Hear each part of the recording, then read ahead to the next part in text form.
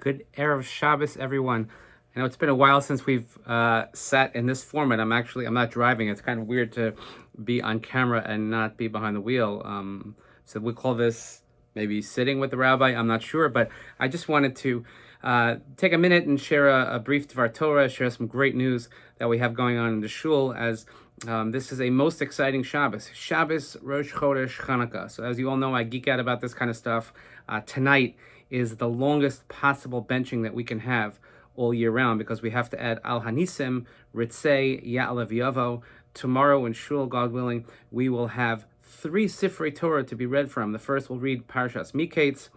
In the 7th Aliyah, we will read Rosh Chodesh, and in the extra Aliyah, we'll read for Chanukah. So really a lot going on. We have a bar mitzvah this weekend, Mazel Tov to Owen Grin, who'll be reading and davening everything on Sunday morning. So really a great simcha is taking place here in shul. And also just yesterday, late breaking news, Mazel Tov to Yael and Rabbi Bernstein on the birth of a baby boy. We'll let you know as soon as we can if there'll be Shalom Zachar information and bris information. But thank God, great simcha is happening. We had a wonderful kids Chanukah celebration here in shul last night. So Jacob and Miriam, as always, doing a great job. But more importantly, if you see the amount of gifts that were collected, presents, gift cards that were working together with Goryab Children's Hospital in Morristown for kids who are unfortunately not well, cancer patients in the hospital, and they have the ability to share some holiday cheer, as it were.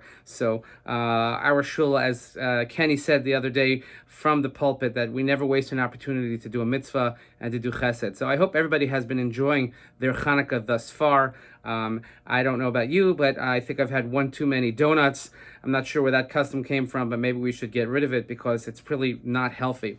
Also, next Shabbos, look forward to the fact that Erica Brown will be here next Shabbos, visiting as our visiting scholar in residence, and hopefully we'll have an opportunity to speak with her about her new position that she has just undertaken at Yeshiva University. Really exciting things going on. And if you saw the announcement, first and foremost in the bio is that she's the community scholar here at Congregation Eitz Chaim. So being that it's Chanukah, and one of the feelings I've always had is that Chanukah, we're so excited when it starts, and that first candle. And before you know it, tonight already we're lighting the 6th candle. Like, well, where did it go? I guess it's kind of a metaphor for life. When we celebrated a simcha recently, and it just seemed like yesterday that our little Adina was a baby, and here we are celebrating, and it's already gone, her amazing bat mitzvah. And that's how life is, and that's how Yontif is. And Chanukah is a time for celebrating and a time to hopefully stop and slow down and appreciate what we have. It's no small thing, I would say, a great coincidence that Chanukah came so close to Thanksgiving this year, because Chanukah really is the holiday of Thanksgiving.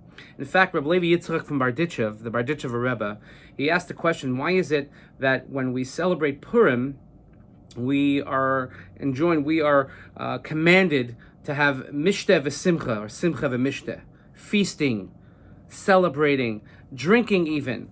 And Chanukah is Hallel and Hodaah. Hallel is giving thanks, Hodaah is giving thanks, praise. We say a full Hallel every single day. So why the difference? We always put these two holidays sort of in the same category.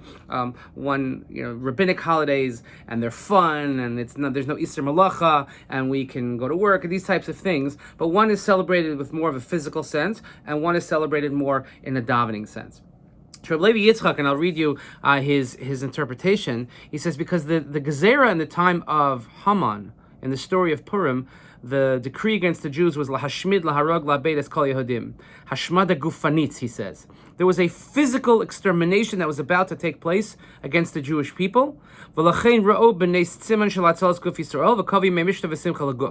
therefore, since there was a physical extermination and a physical salvation, so the celebration, the observance, has to take place with the physical.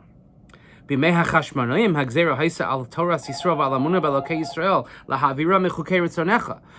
we say in the Al Hanisim every single day, in the time of the Chashmonaim, the time of the Maccabeim, the time of the story of Chanukah, the Greeks, the Hellenists, what they wanted to do is they wanted to remove the Judaism from the Jews. They wanted to get us to stop following the laws of our Torah. Therefore, the miracle that took place is Hatzolas Ruach Yisrael v'Toras Yisrael.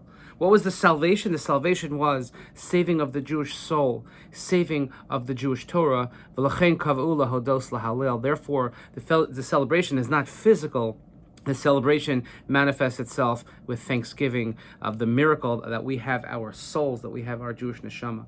And therefore, it's no secret that, you have all different types of Jews, and there are Jews that maybe will never step foot in a synagogue, and maybe won't even observe Rosh Hashanah, may not fast on Yom Kippur, but somehow, somewhere, they observe a bit of Chanukah. I've always found that quite fascinating, that Chanukah, they'll light a menorah in one way or another, maybe not realizing the particulars of the mitzvah, which direction I go, and I have to make the bracha, and how long it has to last, and Friday afternoon, etc., etc. But the bottom line is that there's something inside each and every Jew that recognizes that the Spirit is still alive. And that's something that we have to celebrate and be thankful for. So let's take this opportunity on this really simcha-filled weekend, on this milestone events that we're observing, and the fact that we have our families together, we could start to be back in person again. And let's be thankful that, we have so many different Jews that have that same spark, that neshama within them. And let's make sure that we encourage that in each and every one of us. So I want to wish each and every one of you, first of all, Shabbat Shalom.